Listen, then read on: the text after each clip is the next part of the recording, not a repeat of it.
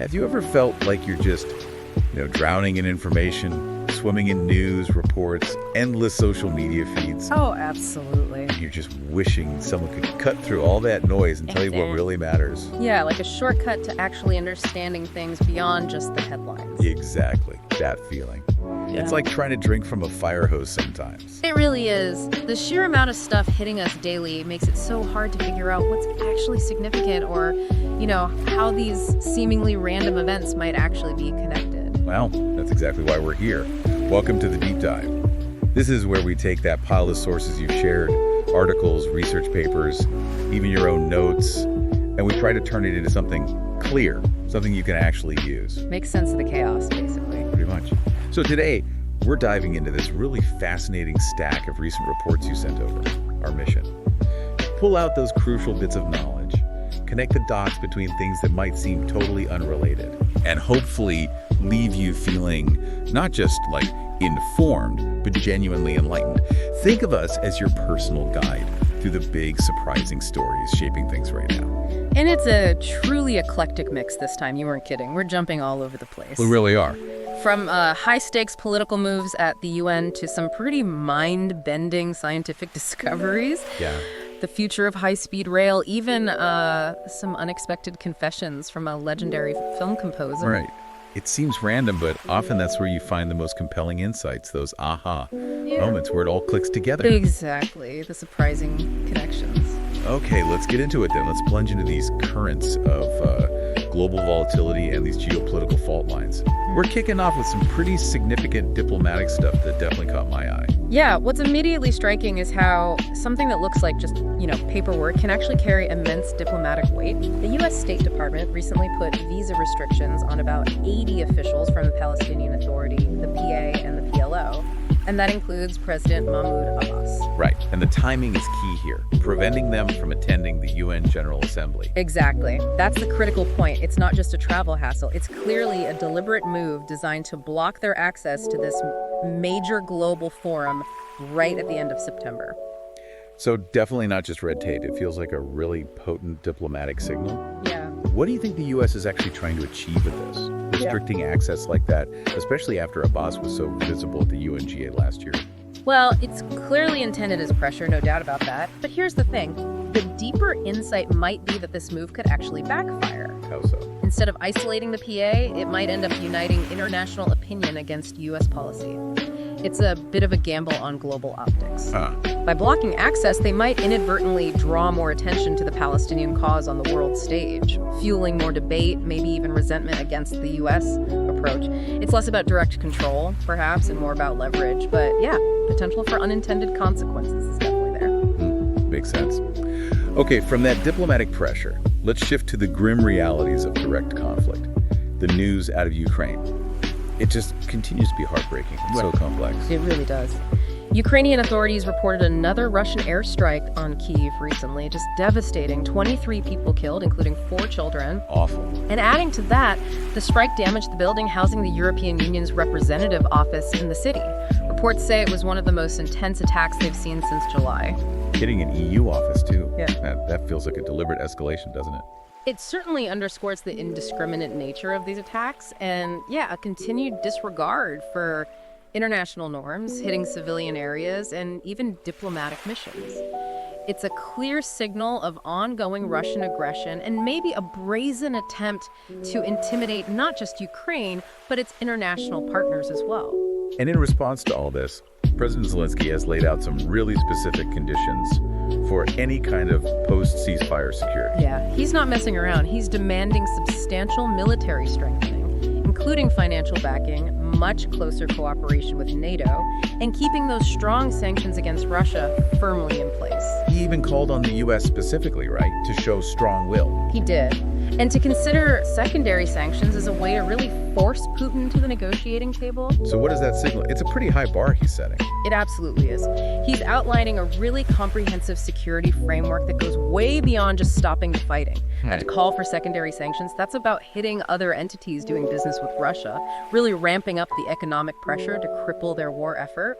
What's significant here is that Ukraine is looking for concrete guarantees. They want any future peace to be more than just a pause. They want a foundation for a stable, secure future backed by real international commitments. They don't want to be left vulnerable again. Makes sense. And then amidst all this, there was that shocking news about Andrei Peruvi being assassinated in Levin. Yeah, that was stunning. Former Speaker of the Ukrainian parliament, a leading figure in the 2014 Maidan revolution. He's shot dead on the street. Reports say the attacker was disguised as a food delivery driver. That's what the Ukrainian media are reporting, yeah. Wore a black helmet, fired 8 shots, then escaped. Police are investigating, obviously. What does something like that signify in the middle of a war? Well, it's deeply concerning. It adds another layer of instability to an already volatile situation. Assassinating such a prominent political figure, especially one tied to Maidan. It could be a targeted attack aimed at destabilizing Ukraine's internal politics. Or something wider. Or, potentially, part of a wider campaign to eliminate influential figures, extending the conflict's reach beyond the front lines. The method, using a disguise like that, suggests a chilling level of planning and infiltration. It's very worrying, though. Definitely. Okay, so while Ukraine is fighting for its future, we're also seeing these internal political shifts in the U.S. that are definitely making waves globally. Some controversial moves from former President Trump recently. Indeed, and you see immediately how domestic actions ripple outwards. Take the decision to rescind former Vice President Kamala Harris's Secret Service protection. Which had been extended by Biden, right? Beyond the usual period. Exactly. Biden extended it unilaterally for an extra year, and now Trump pulled it back just as Harris is about to go on a book tour. It raises immediate questions about, the politicization of state security apparatus. And then the foreign aid cuts proposal. Right, proposing to cancel around $5 billion in approved foreign aid, specifically hitting USAID funds right at the end of the fiscal year. The move seems aimed at giving the president more power to unilaterally freeze or cut funds, which is a direct challenge to Congress's authority over spending. And alongside all that, the courts are weighing in on trade. There was a big ruling on the tariffs Trump imposed. Yeah, a U.S. federal appeals court ruled that many of those global tariffs actually exceeded presidential authority, declared them illegal and void. But they're still in place for now. For now, yes. The cases are going back to lower courts for review, but the tariffs remain during that process. So it upholds a legal principle, but adds more uncertainty to global trade in the meantime. And we're seeing international reactions too, like in the UK. Right. Ed Davey, leader of the opposition Liberal Democrats, announced he's boycotting a state banquet for Trump during his upcoming visit. He cited the U.S. stance on the Gaza conflict as the reason, wanting to send a strong message. So putting it all together, what's the big picture here? What really stands out is just how tightly U.S. domestic politics and its global footprint are intertwined, pulling security from a rival, cutting aid that could destabilize other nations, the ongoing trade uncertainty. It all affects international norms, alliances, global stability. These aren't just internal U.S. issues. They have immediate and significant consequences worldwide. Absolutely. Okay, let's pivot from those Western political shifts to the really dynamic situation unfolding in Asia. Starting with this strategic partnership between Japan and India. It seems quite significant. It really does. And what's fascinating is seeing how big infrastructure projects, especially high-speed rail, become these powerful symbols of deeper strategic alignment. Like that Shinkansen ride. Exactly. Japanese Prime Minister Ishiba and Indian Prime Minister Modi taking that symbolic ride on the Tohoku Shinkansen, the Hayabusa from Tokyo to Sendai. They even went into the driver's cabin, experienced the 320-kilometer speed. And Ishiba was apparently really pushing the Shinkansen's safety and punctuality for India's own high-speed rail plans. It's a very clear visual demonstration of commitment following up on agreements made the day before. That's great Shinkansen diplomacy. Yeah. But like you said, it's clearly more than just a train ride. Oh, much more. Beyond the rail project, they agreed on a huge amount of private investment from Japan to India, $10 trillion, which is roughly $68 billion USD. That's massive. It is. And they also committed to boosting regional security cooperation, explicitly backing a free, open, peaceful, prosperous, and rules-based Indo-Pacific.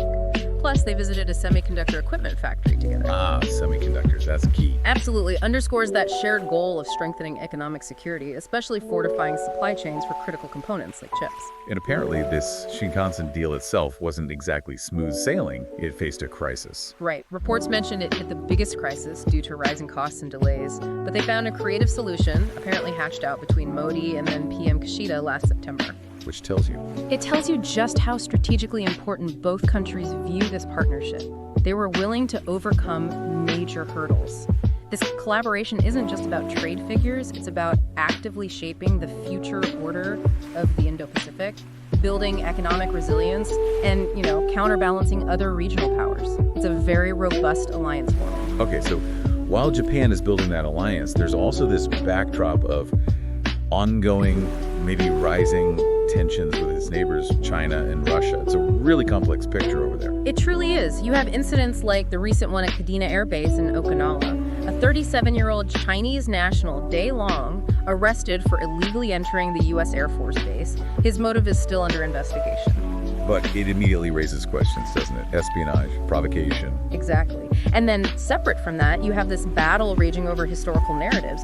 The Hudson Institute, a U.S. think tank, put out a report harshly criticizing China's upcoming anti-Japanese war victory ceremony. They called it fabricated political propaganda, even fiction. Wow, strong words. What was their reasoning?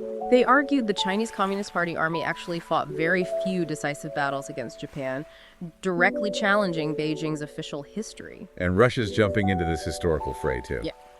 President Putin, in an interview with China's Xinhua agency, flat out asserted that Japanese militarism is reviving. It seems like an attempt to align Russia with China, promoting this shared WWII victory narrative, often positioning themselves against the U.S. and Europe. And beyond the big power stuff, there are these other incidents, like the honey trap reports and parking fines. Right. Reports detailing alleged Chinese honey trap operations targeting diplomats to get sensitive info. And then this more mundane but still telling issue of countries like China and Russia reportedly being chronic defaulters on diplomatic parking fines in Japan. Diplomatic parking immunity versus fines. Exactly. While immunity makes it tricky, Japanese police are apparently getting more assertive now after the foreign ministry stepped in. But it all adds to this picture of friction. So these aren't just isolated things. No, they seem to paint a collective picture of, information warfare, historical revisionism, attempts at diplomatic leverage, maybe even low-level harassment. And what's critical to see is Japan's response. It's very firm, very active. Like the record defense budget request? Exactly. A record $8.8 trillion, about $60 billion USD for the next fiscal year. Huge chunks are going to things like the SHIELD defense system, focused on mass deployment of drones, land, sea, and air for coastal defense. And the standoff defense capabilities, hypersonic missiles. Over $1 trillion for that, explicitly including mass production of hypersonic guided missiles starting next fiscal year. That's a major step up. And they have concrete deployment plans for long-range missiles already. They do. The Defense Ministry announced plans to deploy these counter-strike capability missiles, things like the upgraded Type 12 surface-to-ship missiles, which have a range of about 1,000 kilometers. Right. Initial deployment starts in Kumamoto City by the end of fiscal 2025, then rolling out to 6 prefectures across the country, including naval and air bases. And they're doing this without prior local explanation. That seems bold. It's definitely striking. This implements the enemy base attack capability policy decided back in 2022. But yeah, rolling it out without consulting local communities first is a significant choice. So what is this whole complex mix? The intrusions, the historical fights, the accusations, and then Japan's big military buildup. What does it all mean for the region? Well, the contradictory narratives, the physical incidents, the direct accusations, it's deeply concerning. Japan's record spending and rapid missile deployment signals a very determined posture. But the critical insight here is how this whole cycle of accusations and military buildup seriously impacts regional stability. It raises the risk of miscalculation significantly. Especially with that lack of local consultation on the missiles. Exactly. That could fuel internal tensions within Japan, making the whole strategic calculation even more precarious and complex. It's a volatile mix. Okay, shifting focus slightly beyond the major powers. Smaller nations are also facing pressures that add to this global volatility. This next piece about North Korea is quite revealing, isn't it? It really is. North Korean state media, KCNA, reported that Kim Jong-un actually met with families of North Korean soldiers who died fighting in Russia. Wow. So confirming they have troops there. It's a pretty significant, though still indirect, acknowledgement from Pyongyang. They've long been suspected of sending not just weapons, but also manpower to support Russia's war in Ukraine. Kim reportedly expressed unbearable pain, promised state support for the soldiers' kids, a memorial in Pyongyang, even new streets for the families. Do we know how many casualties? North Korea hasn't said officially, but South Korean estimates put it around 600 soldiers. What are the implications of this? North Korea basically admitting its soldiers are dying in Ukraine. Well, it confirms their direct military involvement, first off. It adds another layer to the global dimension of the Ukraine conflict, showing how it's drawing in more actors. It definitely cements that deepening Russia-North Korea alliance. And, it also paints this rare picture of the human cost inside North Korea, despite the regime's usual propaganda trying to frame everything as heroic sacrifice. It subtly acknowledges a reality they usually hide. Let's quickly touch on a couple of other global flashpoints, just to show the breadth of challenges. Thailand saw some major political turmoil recently. Yeah, the Prime Minister, Tongtarn Shinawatra, was dismissed by the Constitutional Court. Barely a year in office. What was the reason? Something about a leaked phone call. Exactly. A call with former Cambodian leader Hun Sen about a border dispute. The court ruled she violated ethical standards, basically prioritizing personal interests and making the public doubt her impartiality. And just like that, political instability is back on the boil in Thailand. What does that tell us? It really highlights how fragile political leadership can be in some places and the huge power of public perception, especially when sensitive information leaks. The key takeaway is this tricky balance nations have to strike between handling sensitive diplomacy and maintaining transparency, especially when internal politics are messy. Get it wrong, and democratic stability can really suffer. And in the UK, the debate around asylum policy continues to flare up. Right. The UK Appeals Court overturned a lower court decision that had stopped a hotel in Epping from being used to house asylum seekers. This followed those protests, some violent, right? Yeah. After a resident was charged with assaulting a local girl. Yes, that was the catalyst. The case has basically reignited this really contentious national debate over immigration policy. What's the core tension here? It's this ongoing clash between legal rulings, legitimate local community concerns, safety fears in this case, and national policy in the supercharged area of immigration. It's a microcosm of a global issue. How do societies balance humanitarian duties with public safety concerns and the real challenges of integration, especially when public feeling is so divided and often inflamed by specific incidents?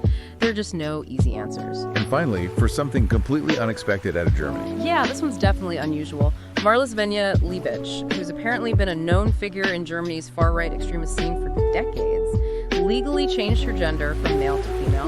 Her name was Sven Liebich. And this caused controversy because she was then incarcerated in a women's prison, sparking this huge public and political debate. This is someone previously known for belonging to a banned Hitler Youth-affiliated group, selling xenophobic stuff. Wow. Okay, what's the takeaway there? Well, it's certainly thought-provoking, but with a serious underlying issue. It really forces a confrontation with how legal systems adapt to changing social norms, like around gender identity, while also needing mechanisms to prevent those systems from being exploited by individuals with, frankly, harmful agendas. It raises tough questions about navigating identity, rights, and potential manipulation within legal frameworks, especially in prisons and public safety contexts. A real dilemma. Definitely a complex one. Okay, let's shift from those global complexities now and zoom in on Japan's domestic pulse. We'll explore its economy, society, and some cultural shifts, starting with some economic and social challenges that seem pretty stark. Yeah, the picture isn't entirely rosy. Professor Nemuro, an economist, gave a pretty bleak forecast for Japan's economic future. Bleak? Why? He points to a couple of key things: a persistent trade deficit in goods, and this structural reliance on importing essentials like food and energy. But his main argument is quite provocative. Go on. He argues that reforms since the 90s have kind of accidentally created what he calls a colonial economic structure. A colonial economic structure? What does he mean by that? That sounds severe for a country like Japan. It's a striking term. His point is that too much of the value generated by physical labor in Japan ends up being paid out to foreign tech giants, think Google, Apple, Facebook, Amazon, the GAFA Group. Instead of fostering its own high-tech, high-quality export economy, Japan's become reliant in a way that benefits these external players disproportionately. He even ominously suggests Japan might have passed a point of no return. Wow, that's a really fundamental critique. If a developed nation's economic model is struggling that much with digital shifts and resource dependencies, what are the potential fixes? It sounds like a deep structural issue. It implies a huge challenge for national strategy, innovation policy. It's a question many developed nations are grappling with, but Nemura's framing is particularly stark for Japan. And adding to these shifts, we're seeing some cultural traditions changing rapidly too, like New Year's cards. Yeah, the Ningajo. Japan Post announced a record low initial print run for 2026, just 750 million cards. That's a 30% drop from the previous year. 30% in 1 year, that's huge. It is, and it continues this massive downward trend. They peaked at 4.4 billion cards back in 2004. 4.4 billion. What's driving the drop? Just email and social media? That's the main driver, yeah. Plus, they recently hiked the price for a postcard from 63 yen to 85 yen, which probably didn't help. So it's more than just mail volume declining. Oh, definitely. It's a really poignant sign of how cultural norms and communication are evolving. It shows how quickly even deeply ingrained traditions can fade in the digital age, especially when economic factors like a price hike give them an extra nudge. It's a rapid shift in how people maintain connections. Okay, now for something much more troubling, this report about black clubs in high schools. Yeah, this was deeply disturbing. An 18-year-old female graduate from a sports-focused high school in Hiroshima shared her experience. What happened? She was subjected to these extreme weight loss demands by her male advisor. Her weight dropped to 32 kilograms, that's just over 70 pounds, after losing 10 kilos in a month. She was only eating 500 calories a day. Oh my God. She developed an eating disorder, amenorrhea, cessation of menstruation, and the advisor's reaction. He apparently told her that was correct. Correct. Chilling, isn't it? And apparently, most of the other female members in the club also experienced amenorrhea. She now feels she was completely brainwashed. That's horrific. Yeah. It's abuse within the school system. Absolutely. It highlights these incredibly dangerous pressures on young athletes, often hidden from view. That correct comment just points to a terrifyingly toxic environment where severe harm is normalized. The big question is, how common is this? Are these black clubs a widespread issue?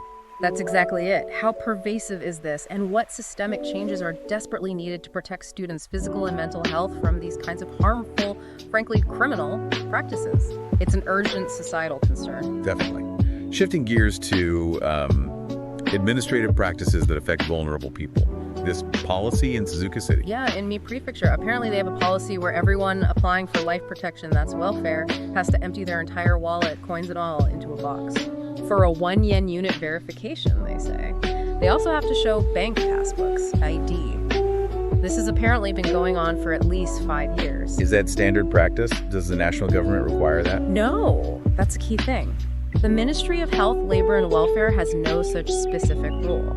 Neighboring cities apparently just ask for self-declaration. People applying in Suzuka described feeling miserable going through this. It sounds incredibly invasive and dehumanizing. It really does. It's a stark example of how bureaucracy can potentially overstep its bounds, creating procedures that lack any basis in national guidelines and have a significant negative psychological impact on people already in vulnerable situations. The crucial point is ensuring administrative processes, especially for those needing aid, are designed with dignity and necessity in mind, not creating extra humiliating burdens. Yeah, absolutely. We're also seeing this interesting clash between traditional work culture and, well, reality, like dealing with extreme summer heat. Right. Japan's been having these brutal summers, like 41.2 degrees C in Hyugo, a record 41.8 degrees C in Gunma recently. Climate analysis points heavily to human-caused global warming. And yet, companies still want everyone in the office. Largely, yes.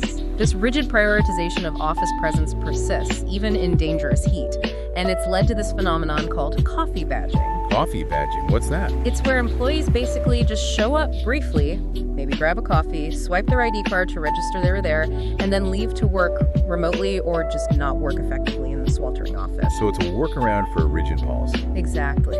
It vividly illustrates this clash between traditional Japanese work culture, the hard realities of climate change, and basic employee well-being. Coffee badging is a coping mechanism, sure, but it points to this underlying inefficiency and a real disconnect between management expectations and safe, practical working conditions. How do organizations adapt when ingrained culture resists necessary flexibility? What are the long-term costs? That's a huge question. And speaking of careers and expectations, there's this critique about where Japan's top graduates end up. Yeah, this is interesting. An article discussing how a disproportionate number of top Japanese graduates choose careers as either doctors or consultants. Okay, is that seen as a problem? Well, this influencer and business person, Ranmaru Kishitani, argues it's kind of a waste. His point is, imagine if half of those incredibly talented young people, like those smart enough to get into Tokyo University's ultra-competitive science thorough faculty, went into fields like computer science or advanced engineering instead. The idea being they could drive more global innovation from Japan. Precisely. It's a critique of a perceived intellectual drain, or maybe a channeling of top talent into traditional, seemingly safer paths, rather than potentially riskier but transformative ventures. It makes you wonder about the systemic factors, education, risk aversion, societal values steering them that way, and the potential long-term impact on Japan's innovation edge. Interesting perspective. Now let's look at professional ethics. The National Federation of Social Insurance Labor Consultants. That's a mouthful. Yes.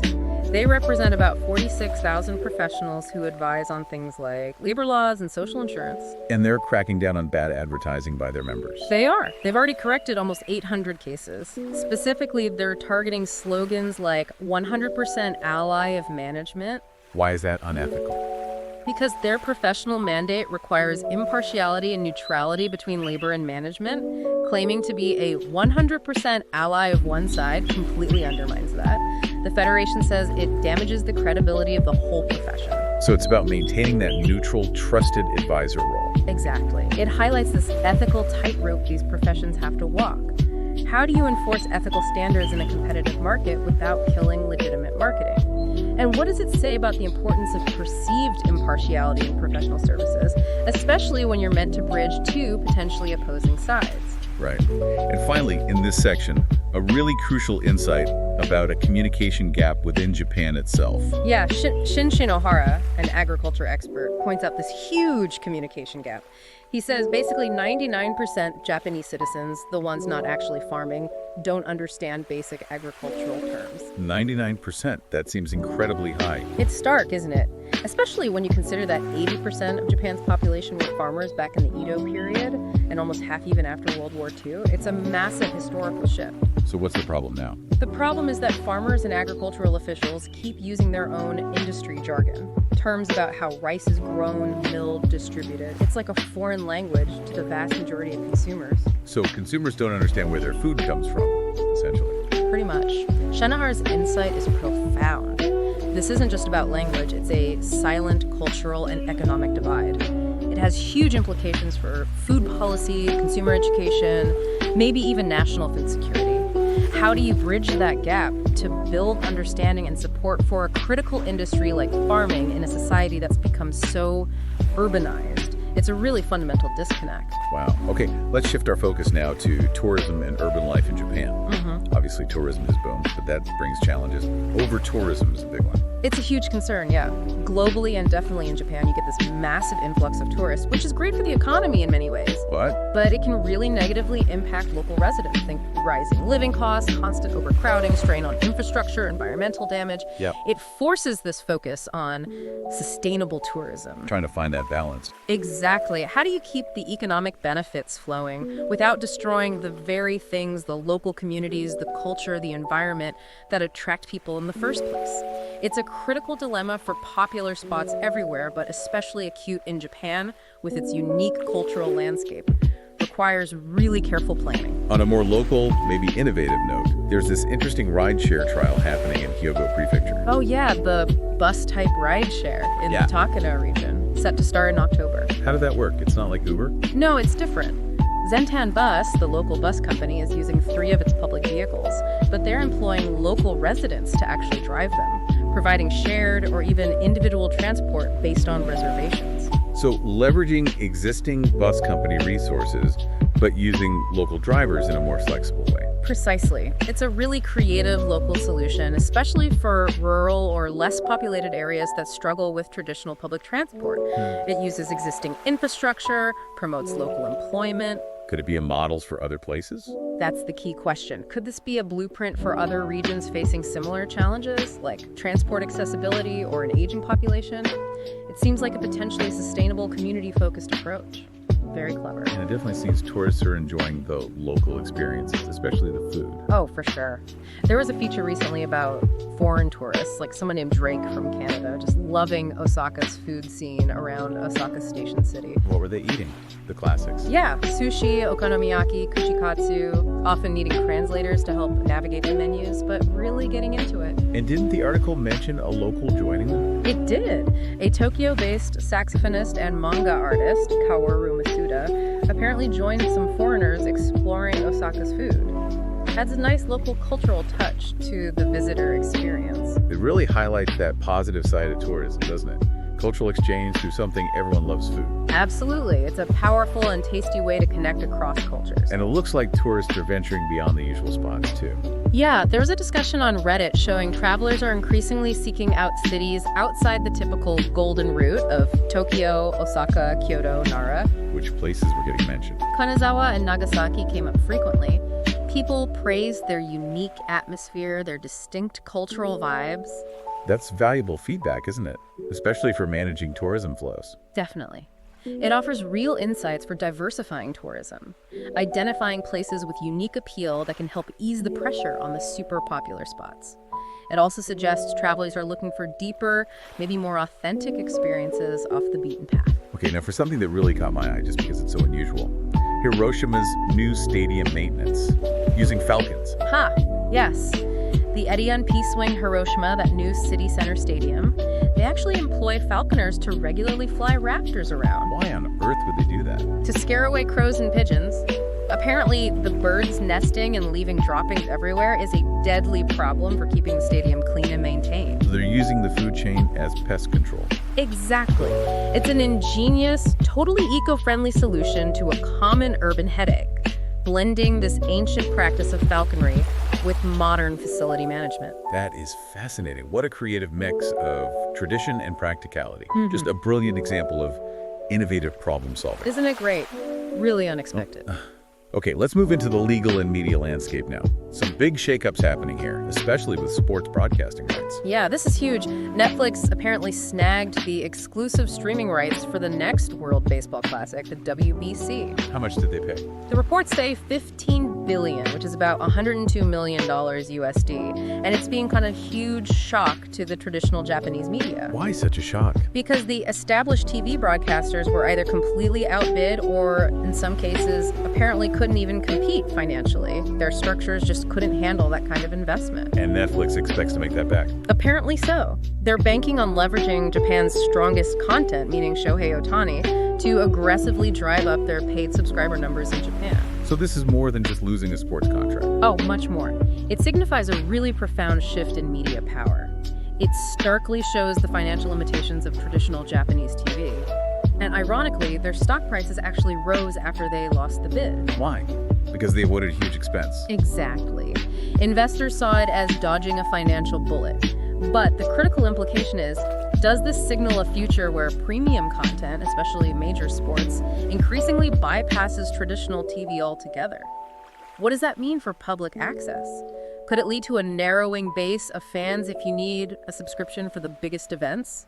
Big questions. Definitely. Okay, shifting to historical narratives again. Professor Akira Yamada's comments on Nanjing massacre denials. Right. He's an expert in Japanese military history at Meiji University, and he argues really forcefully that denying the Nanjing massacre isn't academic debate anymore. What is it then, according to him? He calls it political assertion.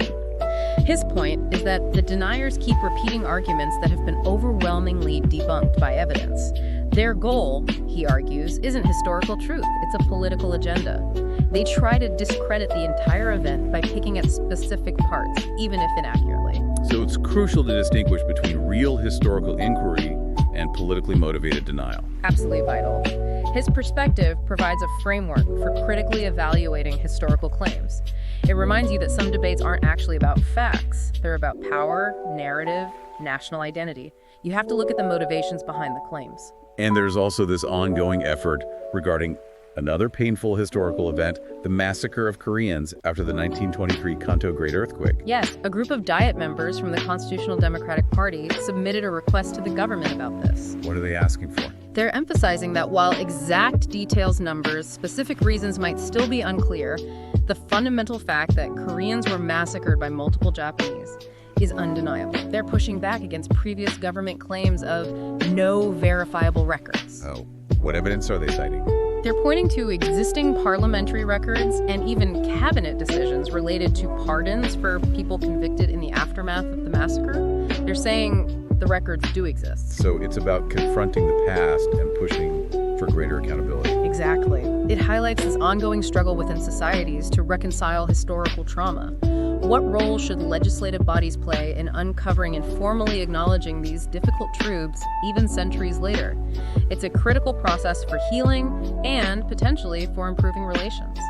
Turning to more contemporary political issues, there have been some recent scandals causing public outcry. The Hyogo governor, Motohiko Saito. Yeah, he faced shouts of resign during an event at the Osaka Kansai Expo, and he's also under investigation by prosecutors. For what? Alleged violations of election and political funding laws relating to payments made to a PR company during his election campaign. And another politician resigned recently, too. Right.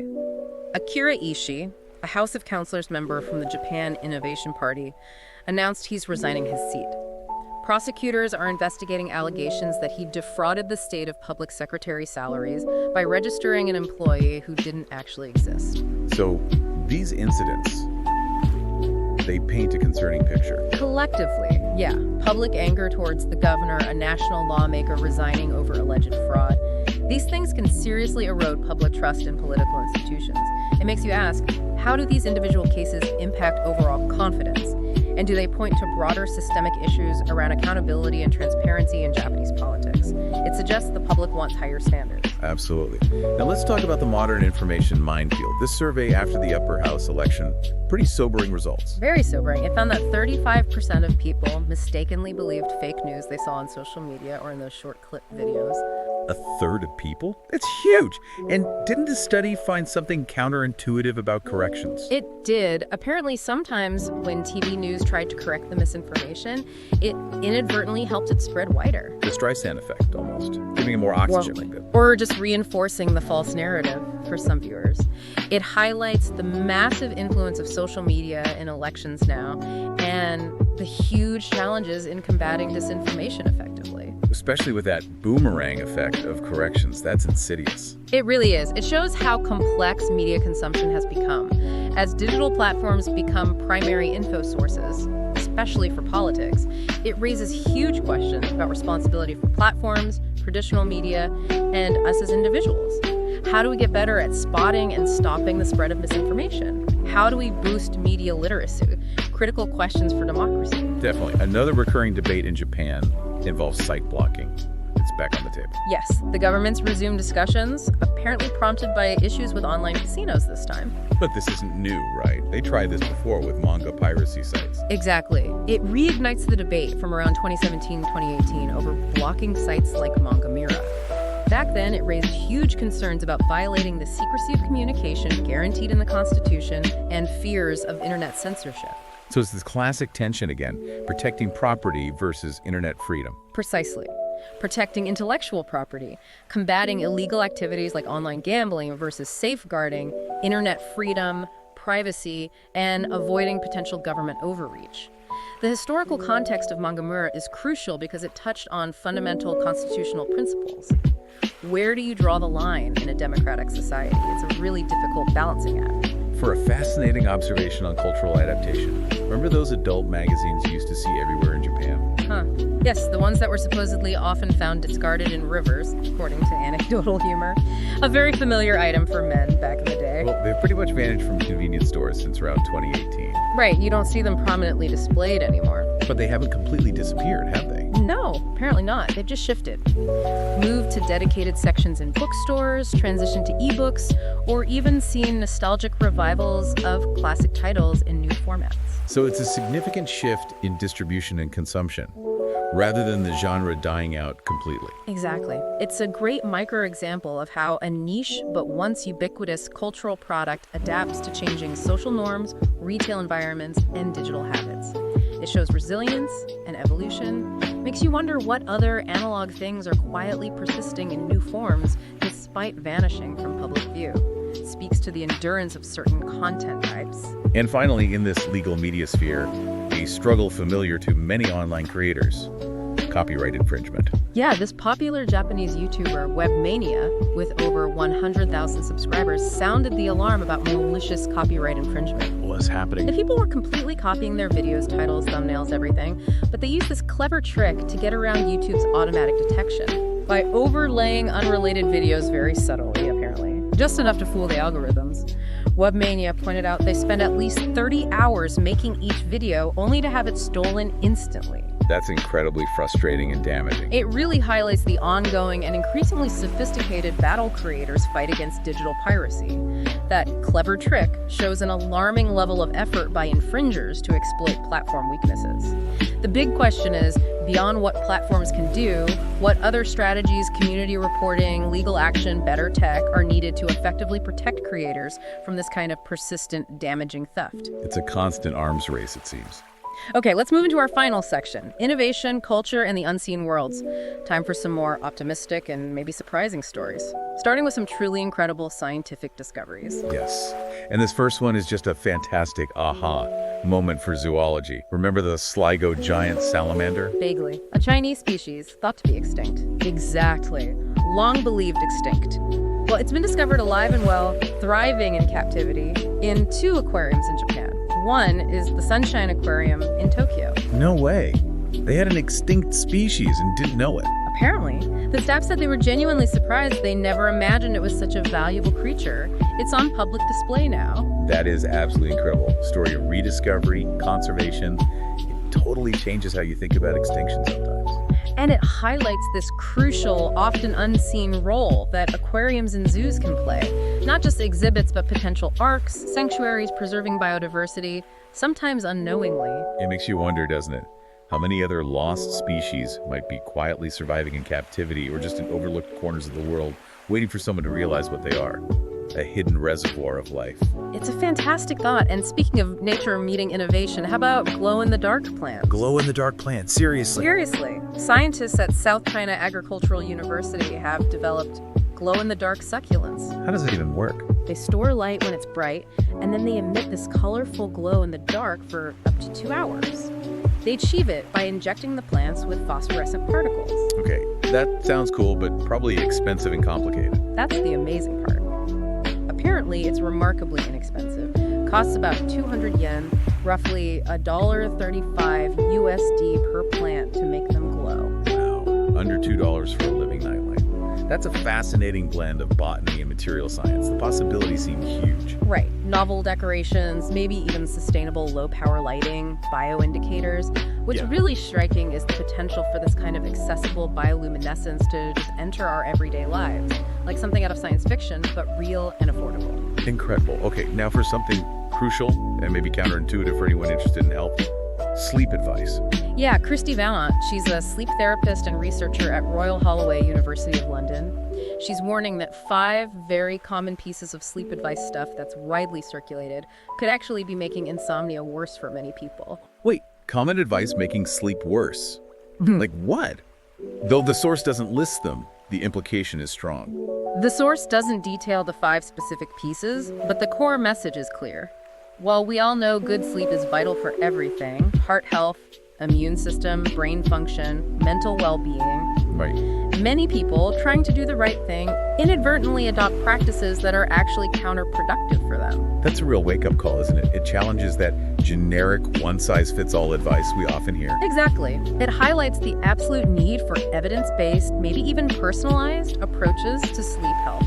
It's a strong caution against just grabbing random tips that might not be suitable. Makes you wonder what other widely accepted health truths might actually be doing more harm than good.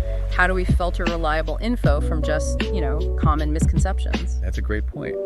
And sticking with health connections, there's new research linking gum disease and heart health. Yes, quite compelling findings. Treating severe periodontal disease, that's gum disease, can apparently slow the thickening of carotid arteries, Which reduces the risk of atherosclerosis, hardening of the arteries, and the cardiovascular diseases associated with it, like heart attacks and strokes. And this builds on earlier links too, right? Between oral health and things like dementia or diabetes. Exactly. It just powerfully underscores how interconnected our bodies are.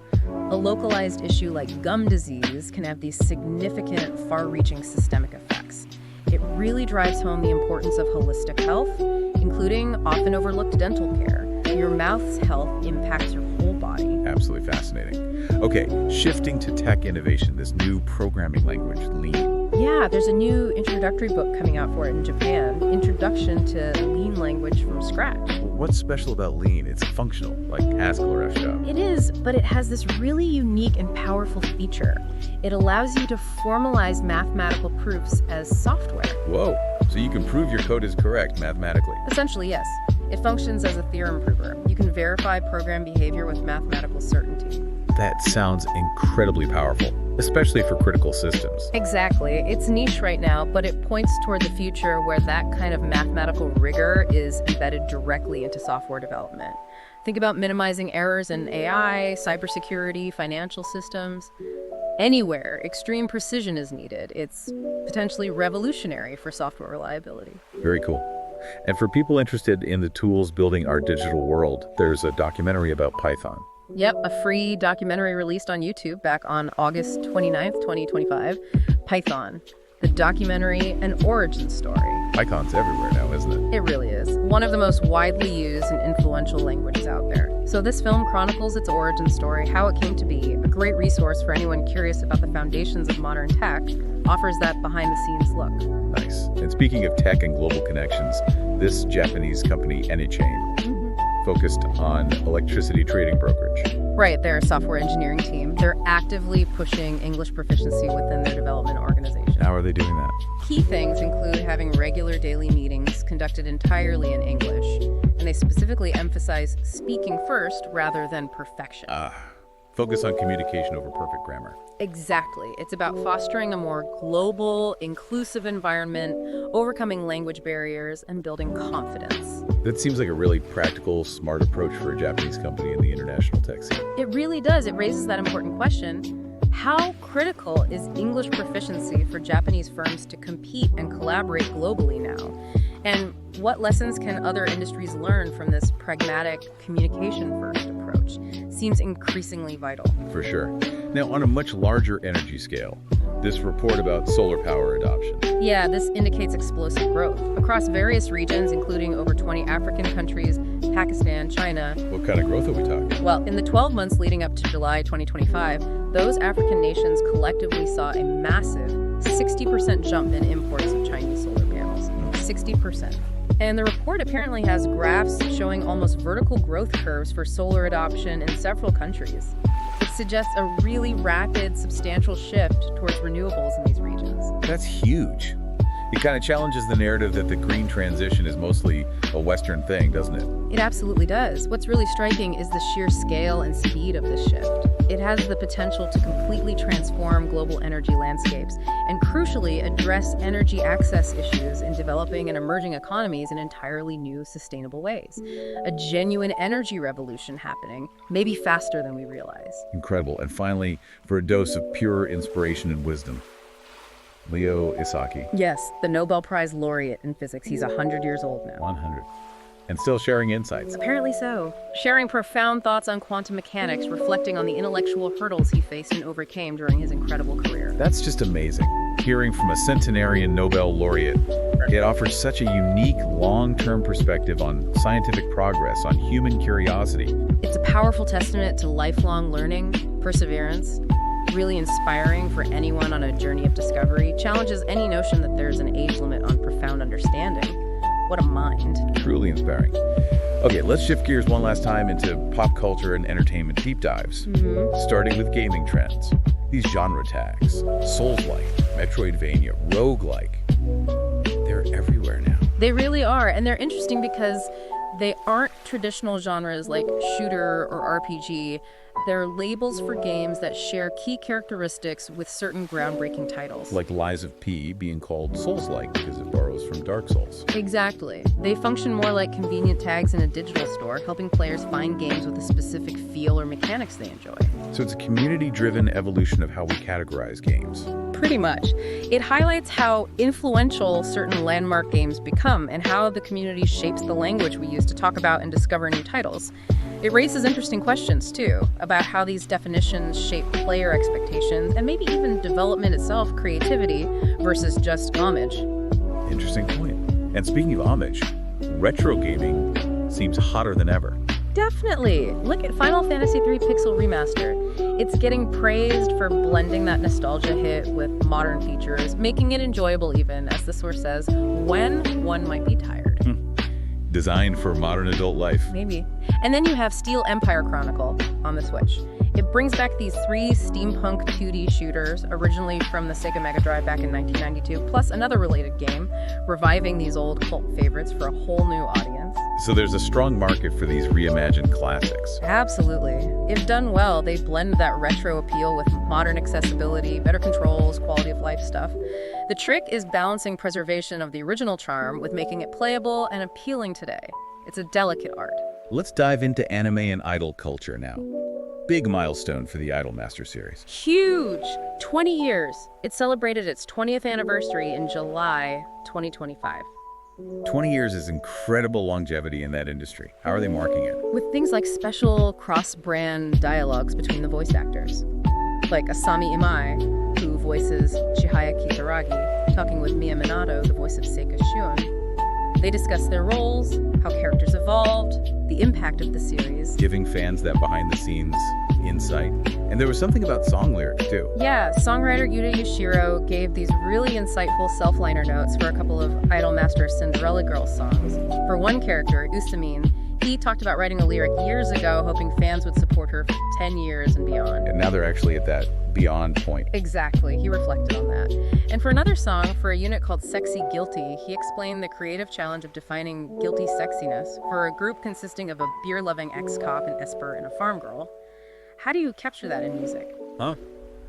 That's quite a lineup. Shows the detailed thought that goes into crafting these characters and their songs. Absolutely. And we also hear from voice actors about their own journeys. Hina Yomiya, who's popular now, credits her role in My Dress-Up Darling as her big break, her first successful audition.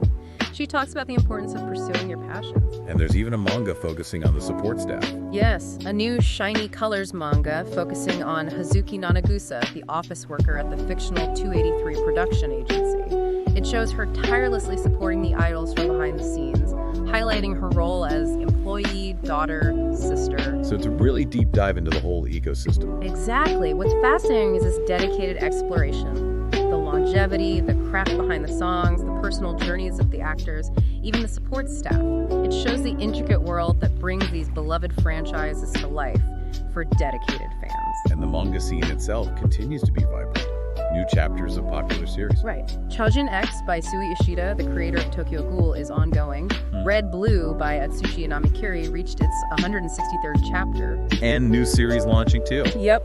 Like Michan to Yamada-san by Nani Azuki, set in Shinjuku in 2012, exploring the lives of a veteran hostess and a clumsy newcomer. A slice of life story. It just shows the sheer breadth and diversity of storytelling in manga, doesn't it? From established hits to these specific niche narratives. Absolutely. It's constantly evolving. And speaking of evolution, these unique collaborations are pretty wild. Like Zoids and Pat Labor getting a comic together. Yeah. Zoids x Pat Labor, codename BUDDY, with a seriously impressive creative team too, Kazunori Ito, who wrote Pat Labor, Akemi Takada, the original character designer, Hideaki Tenjin, doing mechanical designs. Wow, bringing the original legends back together for a crossover. Exactly. And then there's this other one, Terramon X Mitsui Sumitomo Kaijo. They released something called CBG Strange Beast Disaster Prevention Classroom. What is that? It's presented as a fictional lost film found in archives, containing an old commercial preserving the original found footage atmosphere. It's actually a promotion for the movie Tarot Man. Expo, Great Explosion. That's incredibly meta creative marketing. Isn't it? These collaborations highlight that creative cross-pollination you see a lot in Japanese media, blending universes, creating meta-narratives. It shows how fluid IPs can be, and the ingenuity used to create new stories or unique marketing buzz. And adaptations continue to thrive, moving stories between mediums, like the Eighth Exit game becoming a film. Right. The psychological thriller game, Hachiban Deguchi, now a movie starring Kazunari Ninomiya. He plays a guy lost in this infinitely looping underground passage. Trying to spot anomalies to find Exit 8, just like the game. Exactly. The film aims for that same uncanny tension, but with more character-driven psychological depth, trying to make the viewer actively spot inconsistencies along with the protagonist. translating that interactive element must be tricky. Very tricky. And then for a completely different kind of adaptation, you have Mensai Nomura, The famous Kyogen actor. the very same. He's adapted the classic shoujo manga Haizuru Tokoro no Tenshi, The Prince of the Rising Sun, into a No and Kyogen stage production. A shoujo manga performed as traditional No theater. That's groundbreaking. It really is. First time it's been done. Nomura is starring and directing. It's such an innovative fusion, pushing the boundaries of what No theater can encompass. These adaptations really showcase the versatility of stories, don't they? Transcending their original form. The game-to-film challenges, the bold fusion of ancient theater and modern manga, incredible creativity. Absolutely. Now shifting to music and culture. Summer, Sonic 2025. Sounds like the festival vibe is changing a bit. How so? A review noted fewer old man bait Western bands, their words, and more acts described as social study. Interesting description. Any standout performances mentioned? Lisa's set got a big mention. Started with her huge hit Grinch, but then apparently blasted through the rest with a really distinct hard rock feel. Unexpected and powerful, it sounds like. Nice. And for a look back, the origin story of Yuzu's big debut hit Natsuro. Yeah, Eugene Kitagawa from the duo shared that he wrote it around 1997. And that famous uphill road scene in the video and lyrics, he thinks it might have been inspired by a real hill that actually has Jomon archaeological ruins on it. Connecting modern J-pop to ancient Japanese history, that's fantastic. Isn't it? And more cross-cultural connections.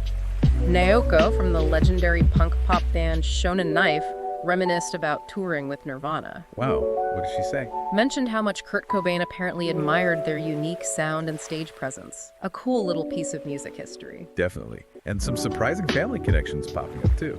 Yeah. Seiichi Nagai, a musician from bands like Zazen Boys, revealed on social media that his uncle is none other than the legendary pro wrestler Masahiro Chono. Mr. G1, Black Charisma, no way. Apparently so. A fun, unexpected link between music and wrestling. These little details are great, but perhaps the most surprising revelation comes from John Williams. The John Williams. Star Wars, Jaws, Harry Potter, that John Williams. The very same. In his upcoming autobiography, he apparently confesses he never really liked film music.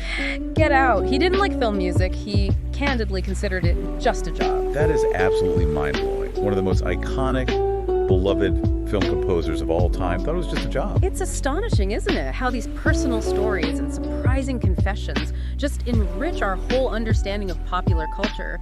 Makes these towering figures seem more human, maybe. And in Williams's case, it adds this layer of almost unbelievable ironic genius to create that body of work while feeling that way. Incredible. Truly incredible. Okay, let's round out our deep dive with digital behavior and everyday oddities. These often reveal the most subtle shifts in our lives, like this My YouTube phenomenon. Yeah, Daily Portal Z explored this idea of YouTube only I watch. Videos that are super niche, maybe even bizarre to others, but deeply engaging for specific individuals. What kind of stuff? All sorts. Unusual cooking demos, weird animal videos, stuff just described as extreme. It highlights this extreme hyper-personalization of digital media. So everyone has their own little weird corner of YouTube. Pretty much. It suggests this fascinating fragmentation of media taste, everyone curated into their own specific bubble of curiosities. It does make you wonder, what does that level of niche content mean for shared cultural experiences? Does it shape our interests in ways that make us more isolated, maybe? Good question. And on a global digital scale, Emoji Tracker. Yeah, this service shows real-time emoji usage rankings across different countries. US, Germany, India, Brazil, Philippines, France, Denmark, Australia, Japan. So you can see which emojis are popular where. Exactly. Allows for direct cross-cultural comparison. Highlights regional preferences. Shows emojis that are huge in one country but barely used in another. It's a visual snapshot of cultural differences in digital expressions. It's a fun way to see those subtle differences. And it reminds you how even simple icons can carry different weights or meanings across cultures. Underscores those nonverbal nuances in global digital communication and how easily misunderstandings can happen even with emojis. Very true. Now what about virtual worlds? Metaverse fashion. Is everyone wearing crazy sci-fi outfits? Apparently not always. An article discusses this new trend in VR fashion. The rise of everyday clothes. Really, normal clothes in the metaverse. Yeah. While you still have the fantasy and futuristic stuff, users are increasingly choosing avatars dressed in casual, relatable outfits. It's about expressing individual style, interacting freely, maybe feeling more authentic even in a virtual space. Interesting. It mirrors real-world trends towards casualization, maybe. Could be. The metaverse is still small in Japan, only 8% awareness according to one study, but it's growing as a communication platform. This trend suggests a desire for authenticity and relatability, even when you could be anything. How will virtual fashion evolve? What will our digital clothes say about our real selves? Fascinating questions. Definitely. Now, for something wonderfully relatable and maybe a bit poignant, this writer reflecting on the goal tape in a race. Yes. The universal childhood dream of breaking the tape at the finish line. An experience usually reserved for the fastest kid. Right. For those of us who weren't top athletes, it remains this mystery, this unfulfilled desire. Exactly. The author admits being bad at sports and expresses this newfound adult yearning to finally experience that symbolic act of cutting a goal tape. It's so relatable. It taps into that shared desire for achievement, for that moment of victory, no matter how small or symbolic, and how those simple childhood wishes can stick with us. It really resonates, doesn't it? Shows how those unfulfilled dreams can still motivate or just echo within us years later. A little personal quest resurfacing. And for a more active adult pursuit, someone wrote about tackling a high ropes adventure course. Yeah, a 15-meter high adventure course, detailing the physical, mental challenges, the thrill of doing something like that as an adult. A good reminder that adventure isn't just for kids. Exactly. A personal story about pushing boundaries, seeking excitement later in life. Maybe it inspires you, our listener, to try something new that seems daunting, that feeling of accomplishment. Nice. Let's go back in time a bit with Lafcadio O'Hearn. Known in Japan as Koizumi Yakumo, his book, Shadowings of Japan, got a review praising his sharp observation and sensibility. He really captured something special about Japan, didn't he? He did. The review highlights his deep understanding and love for Izumo, the land of the gods, and it quotes this beautiful opening from one essay, Go on. where Hearn describes lying in matzo, feeling the rhythmic pulse of daily life through his pillow like a heartbeat, realizing it was the sound of people pounding rice. Wow, what an image. That's an incredible observation. Isn't it? It just beautifully illustrates the power of keen observation, deep cultural immersion, Hearn's ability to capture the sensory, the spiritual essence of Japan. It offers this timeless perspective on cross-cultural understanding, how a Westerner captured the face of Japan with such depth and affection, making it accessible. His legacy shows the power of storytelling. Truly. And for another trip back, but more recent, 2002 Japan. Yeah, a British person reminiscing about living there then. The key detail, a time without Wi-Fi. Hard to imagine now. How do they get online? They recall needing dial-up, using a notebook PC, a Toshiba Libretto, remember those, connected via modem to a Tokyo phone number, often needing daily trips to a public phone just to send and receive email. Oh my goodness. Dial-up screeching public phone queues. It offers such a striking, nostalgic snapshot of that pre-smartphone, pre-ubiquitous Wi-Fi era. A powerful reminder of how drastically technology has reshaped daily life in just 2 decades. Makes you think, doesn't it? What tech we rely on today will seem just as quaint and unbelievable in another 20 years. That's a scary thought. Okay, finally, a really subtle but crucial point about language and culture. Japanese politeness and translation. Right?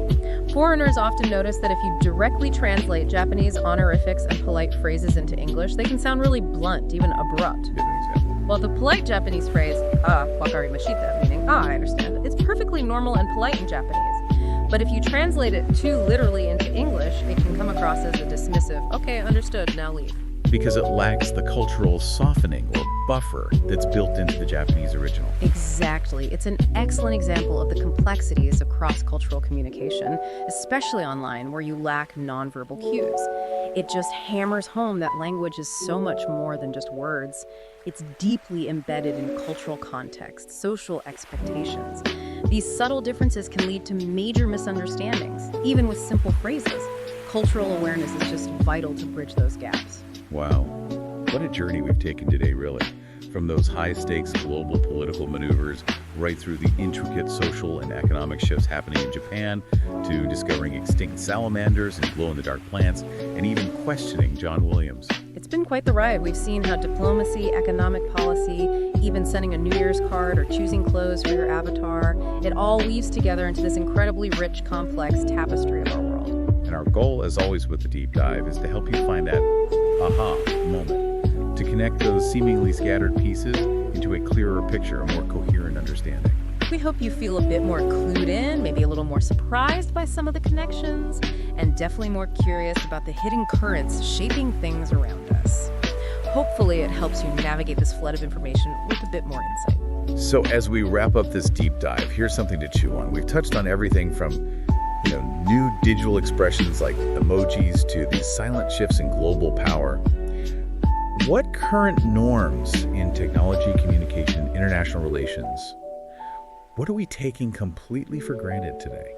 That in just a few years, maybe 10 or 20, will be looked back on with that same kind of nostalgic disbelief we just had about dial-up internet or those ubiquitous magazines. That's a great question. What seems permanent now but is actually fleeting?